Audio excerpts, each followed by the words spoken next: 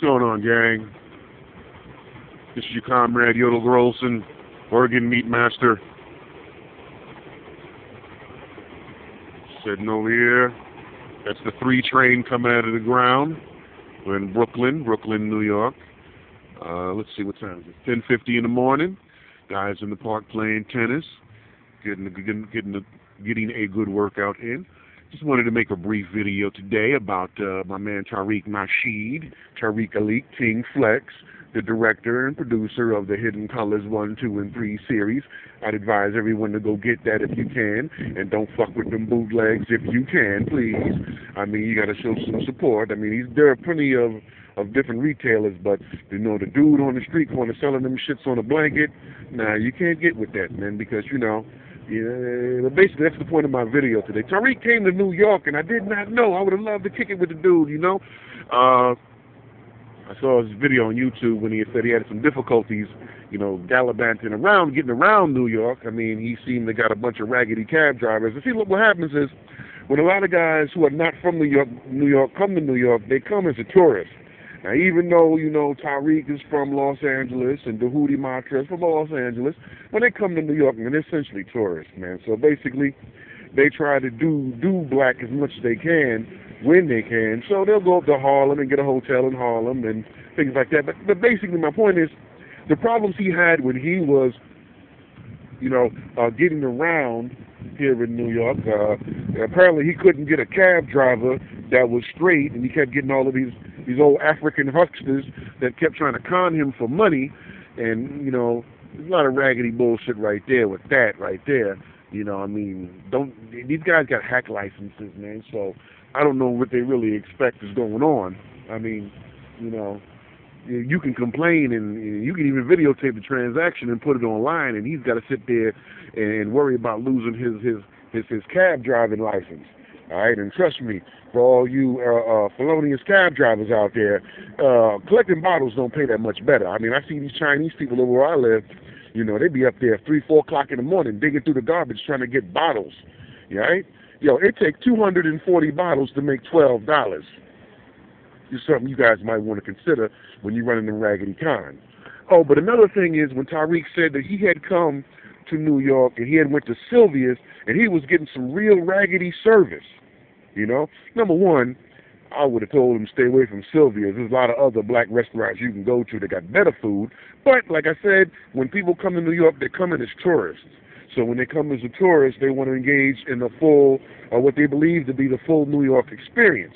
I mean, you know, so they do the best they can, and then, you know, but you really need, if you're going to come to New York, you need somebody from New York or in New York who knows New York, who can expose you to how, you know, how things really get down, and it's just basically how to have a real good time and how to go to you know, to a lot of different areas and enjoy yourself.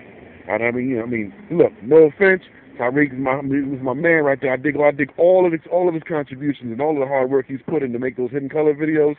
But his trip to New York sounded bullshit to me. All right, but let's take the issues one at a time though. Let's say he went to Sylvia's. He got raggedy treatment. He noticed he was getting raggedy treatment from the black waiters and the black servers and the black food preparers and the black hostess in the restaurant. And he's a black dude in a black restaurant, you know. And he noticed when the white people come in, you know, they were butt dancing in the hallways in the foyer. Good to see you, Mr. Charlie. Mr. Charlie, we got a seat by the window. That's right, Mr. Charlie. What you gonna do, Mr. Charlie, today? I don't know, but listen, you know our ham house is good today. And so, and when the black people come in, they act like they couldn't be bothered with your presence. And so he had just noticed that. What I'm going to do, I'm going to have to break this up because I set this thing for the 10-minute YouTube high-quality record versus a half an hour, you know, otherwise. But we'll just make this one about when you're trying to do business with black merchants and black business people, you have got to respect your clientele. You can't walk in there thinking everybody about to bullshit you. You know, I mean, that's what he had noticed. But that's what I always notice when you try to do business with black folks here in New York City. I don't know what it's like, Tariq, in Los Angeles, but here in New York City, you know, you try to talk to these people, they talk to you like you getting ready to rob the place. All right? You asking for too much. Hey, man, I'm just asking for a receipt. You know, I go to one restaurant. That woman had that food sitting there all day because you could smell the funk on the rice. All right, you gonna make some new rice? I ain't gotta make no new rice. All right, fuck it. You don't gotta make no new rice. I ain't gotta spend my money here. Come on, man. You know, you're supposed to do business with people and appreciate the fact that you're doing business with them. You're supposed to love that you're doing business with them. You know, you go in there and then you patronizing these places, and then they looking at you like, you know, they can't be bothered with you, and then wonder why their business does not grow. They wonder why their business does not grow, you know? And I got to say, man, I'm not really sure if the Caribbean people are excluded, because the Caribbean people in New York seem to run, for black people, they seem to run the most successful businesses, all right? I'm not sure about the Africans, but I do know that the Caribbean people, they run the most successful businesses in New York. I mean, especially with respect to their food, their culinary cuisine. There's Silver Crust Bakery, there's the Golden Crust Bakery. There's all these bakeries they have where they make those beef patties and, you know, all that type of food that they make over there in Trinidad and Jamaica and Barbados and Bahamas and stuff like that. You know? But I just wanted to say that, you know, Tariq, he had noticed that he was not having a very good time trying to, you know, consort with other black-owned businesses here in New York, you know? And I wish that, you know, I wish I had known him, and I like to kick it with him, you know, I could have taken him some other places, you know, and then he would have, you know, got a clear idea, because, like I said, when you're a tourist and you come to New York, you go into what you think is hot, you know? You go over to 125th Street and hang out in Harlem all day. You know, you go down to